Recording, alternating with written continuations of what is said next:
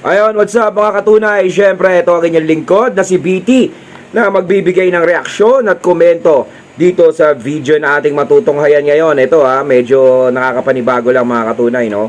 Wala tayo ngayon dun sa pwesto ko kasi medyo may inaayos lang ng konti. Ayun, kaya dito muna tayo, tsaga-tsaga muna tayo. Siyempre, may napanood tayong video. Ayan, galing sa Berdugo ni Digong TV to, no? Magbibigay tayo ng reaction ngayon dito tungkol, no, dito kay Kong Marcoleta, no? Mukhang binabasag niya na ngayon yung Kongreso, no? Eto, wag na natin pagtagalin to, sabay-sabay na nating panoorin ang laman ng video na ito at bigyan natin ng reaksyon mga katunay. Eto, ipapakita ko, syempre ipapakita ko yung video sa inyo. Hindi naman pwedeng hindi. Ayan, hindi ako sanay lang wala akong sound effects. Ayan, tuloy na natin to. Pasok! Nga rin ako Siguro nahalata ninyo Nakakahiya talaga. Dinami-dami po ng mga ahensya na pinagkalooban ng confidential fund. Bakit po nag-iisa lang? Bakit po paikot-ikot kayo sa nag-iisang ahensya? Wala na po ba yon, tama. Ang dami-daming ahensya na binigyan ng confidential fund. Bakit ang Office of the Vice President lang ang napapag-initan? So ano pa ba yon? Dahil ba saan yon? Di ba? Dahil kay VP Sara. Dahil hindi nila maamin sa sarili nila, no, na si VP Sara ay malaking threat sa susunod na presidential election. 'Di ba? 'Yun naman ang totoo Ang dami-daming ahensya na binigyan ng pondo ng confidential fund na yan. Yan, confidential na yan. Pero hindi nila iniimbestigahan, hindi nila hindi nila inuusisa, hindi nila inuungkat. O, 'di ba? Halos puro nga Duterte na lang ang pinag-uusapan diyan. 'Di ba? Hindi na nagbabago. Halos ang daming problema ng Pilipinas pero puro Duterte pa rin. Hindi sila nagpapaawat. Kaya sinasabi ko dito, di ba mga katunay? Halata ang tunay na intensyon nila dito. Halatang halata talaga. Hindi nila pwedeng itago. Sa dami ng gumagawa ng problema dito sa Pilipinas, talaga sa Duterte lang sila tumututok. No? Hindi na sa iba. Meron nga dyan binibigyan ng bilyon-bilyon pondo. No? Bilyon-bilyon. Araw-araw, bilyon-bilyon. Ba't di nila iniimbestigahan? Tapos, nagkakabaha pa. Di ba? Wala tayong sound effects, no? Nakakainis. Kaya tuloy natin, mga katunay. Anong klaseng gawa nito? Paano tayo makakagawa ng isang matibay, ng isang katangkap-tangkap na investigasyon? Kung sa dinabi-dami ng mga ensyang nabigyan ng ganong klaseng pondo, isa lang ang tutukisin. Kaya nila ginagawa. Isa sa paraan, baka sakaling makakuha siya. Hindi po ganun nga Baliktad po ang nangyari Hindi po kayo ang gagawa niyan. COA po. Kung yun, di ba? Bakit isa lang inibis? Ayun nga ang problema di ba? Nagsalita na yung COA, no? Nagsalita na wala namang ginagawang anomalya, pero sila hindi pa rin nakukumbinsi. Ngayon, kaya ginaganyan nila din, pati si Kong Marcoleta. Di ba? Inihiwalay nila sa kanila. Kasi alam nila, salungat si Kong Marcoleta doon sa mga gusto nila. Si Kong Marcoleta kasi hindi sunod-sunuran na parang aso. Ang hirap naman kasi na maging sunod-sunuran ka na parang aso. Di ba? Sila, tuwang-tuwa sila ngayon, nagkakampihan sila ngayon. Yung bang pagkakampihan nila ngayon, may maitutulong ba yan sa mga susunod? Sa susunod na eleksyon? Makakapagpabango ba sa pangalan nila yan? Syempre, hindi na. Di ba? Diyos ko, sinasabi ko nga dati, Duterte yung binabangga nyo. Napakaraming supporter niyan. Yan mo naman yung bumoto kay VP Sara, 32 million. Napakaraming tao. Tapos babanggain nyo, ganun-ganun lang. Diba? Kaya nga sinasabi ko, okay lang sana kung si VP Sara hindi kilalang tao. Hindi sinusuportahan. Pwede nilang upakan ng upakan. Kung hindi naman kilala siguro si VP Sara, no, hindi naman nila para pakialaman yan. Diba? Tingnan natin. Ilang opisina ba ang merong confidential fund sa palagay nyo? May idea ba kayo? NGAs na lang, National Government Agencies. Ilan ba karami ang National Government Agencies? Palagay mo na lang 500. Okay? At yung kalahati nun, binigyan ng confidential fund, di 250 yun. Oo. LGU, sila ng LGUs. Mga mayors and gobernador.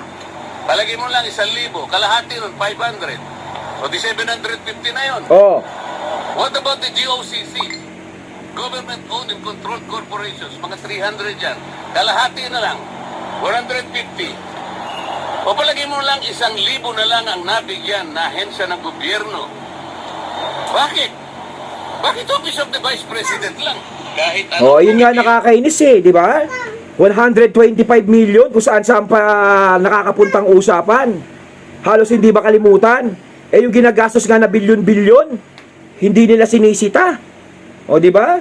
Pagpapakain nga lang halos umabot ng 20 million eh, di ba? Grabe, hindi nila inuusisa. Kaya nga bias eh. Yung transparency na sinasabi nila, wala tayong makitang ganon. Wala tayong makita. Kaya wala sila karapatang magsalita ng transparency na ganyan. Dahil hindi sila nagiging transparent sa mga sarili nila. 'Di ba? Yun ang nagiging pagkakamali nila. Hindi nila inaamin na mali sila. At hindi nila inaamin na threat si VP Sara sa kanila sa mga susunod na eleksyon dahil yung pinuno nila, si hey ho ho ho, ay nangangarap na maging presidente. Pero kung hindi naman siya nangangarap maging presidente, wala namang mangyayaring ganito, walang mangyayaring gulo.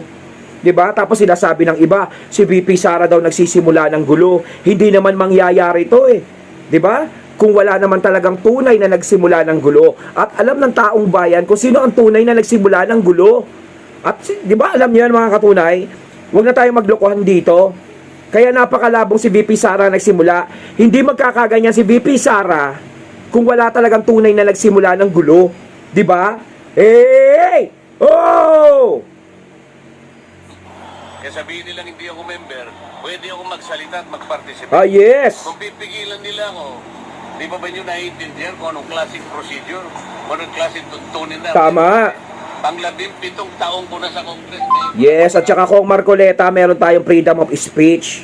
Wala silang karapatan na panghimasukan ng ating demokrasya. May karapatan tayong magsalita at magbigay ng ating komento sa kung anong nangyayari ngayon. 'Di ba?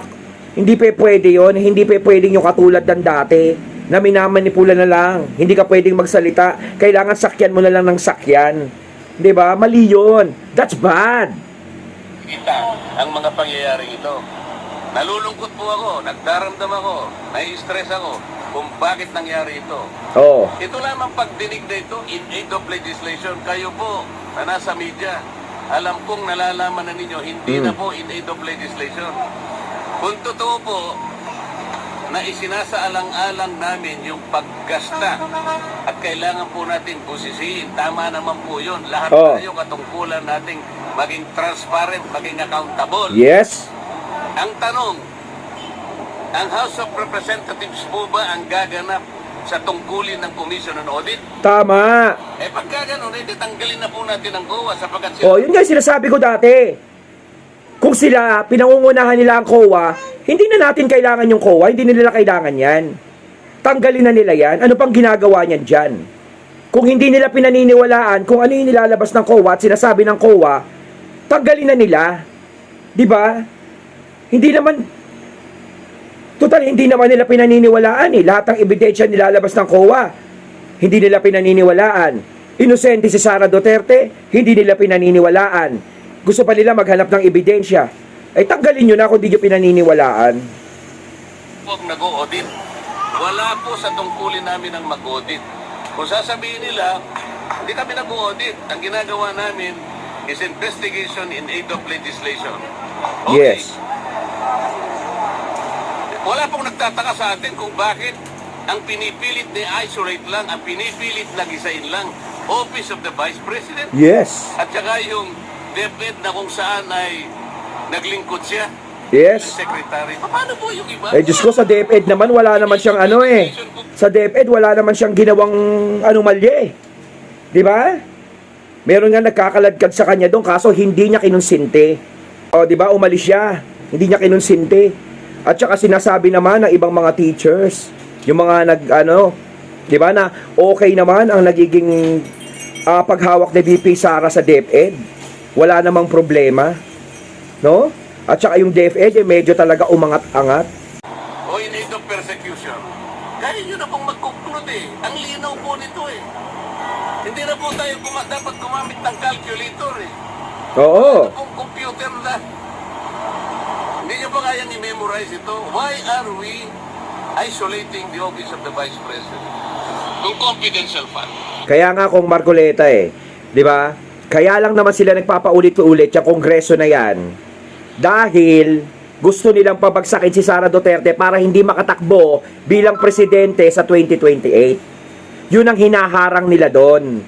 Pero kung si VP Sara hindi nila nararamdaman na tatakbo sa 2028, hindi para pansinin pa nila si VP Sara. Natatakot sila, no, na maulit-uli yung ginawa ni Tatay Digong dati na kalaban ng mga korap, no, ng mga korap na nagpapahirap sa bansa natin. At alam nila na kapag si Sara Duterte ang naupo bilang presidente, sigurado lahat sila ay makakangkong. Ang ibig ko sabing makakangkong, hindi na sila makakaporma. Lahat sila sigurado ay maghihirap na. 'Di ba? Wala na Bawal na sa mga Duterte 'yan, bawal na kay Sara Duterte. Hindi niya kukonsintihin 'yon. 'Di ba? Ano po ba yung Commission on Audit? Ito po ay independent constitutional body. Bakit kami po ang gumagawa? Tanungin po natin. Sa Lunes po, ako po ay mag-a-attend ng hearing po, ipagpapatuloy po yata ang pagdinig tungkol sa bagay na ito. Ayun. Pipilitin kong pumunta ron. Sana po'y walang mga away, sana po'y maging sensible, sana po ipakita nila the better arguments. Hindi, kung Marcoleta, malabo yung walang mga aaway. Sigurado may mga aaway niyan, sila pa. Wala na po sanang nagawa ng hopya para tayong lahat po ay masaya. Para lahat makinabang po ang taong bayan. Ibig ko sabihin, sensible questioning, sensible arguments, wala na po kasi yung quality of debates Wala na po Noon po, yung unang pasok ko sa Congress, napaka-maingat namin pag-address sa bawat isa sa amin. The Honorable Gentleman from Bohol, mga ganun kami. The Distinguished Congresswoman from Leyte. Ngayon po hindi. Duduruin ka pa Sabi pa ng isa. Ang tatapa nga ngayon Sasamahan pa yung panlalaki ng mata Are you rebuking this committee? Nakakita po kayo ng ganun? Nakakita na po kayo ng ganun? Ngayon ko lang po nakita, ewan ko po sa Oo nga sa dami- Kita nyo pagkaaangas pa nila. Mantakin mo, Vice President ng kaharap mo. Tapos kung ganun-ganunin mo lang, parang binabastos mo. 'Di ba? Hindi ka malang nagbibigay ng galang, parang mas mataas pa sila sa Vice President. po ninyo, kung hindi po nyo nakikita ang nangyayari. Hindi po namin trabaho ang mag-audit. Yun pong audit observation memo o kaya notice of disallowance. By their very nature, ito po'y confidential. Yes. Confidential, hindi dapat pinapakailaman. Ang House of Representatives, kukunin nila po yung mga dokumento Yes. at sila mismo ang gagawa ng gawain ng COA. Ang ibig bang sabihin, gagawa po O tama yun, kasi confidential, hindi naman dapat nilalabas yun. Bakit matatawagin confidential fund yun kung gusto nilang makita yon? 'Di ba? Hindi na confidential yun. Bakit pa sinabi ang confidential? Di bulgaran fund na lang. ng batas para i-abolish na po ang COA. Hindi po nila magagawa yun. Para ma-abolish mo ang COA, i-amend po yung saligang batas. Nagkakaintindihan po tayo. Ayun, at ating nato ngayon ang video. Ayan yung nagbula kay Kong Marcoleta, no? Siyempre, salamat doon sa... At siyempre, salamat kay Berdugo ni Digong TV. Ayan, shout out po, sir. Ayan, kayo mga katunay ng masasabi nyo tungkol dito, no? Comment lang po kayo sa comment box. So once again, I'm BT and I'm out. Peace.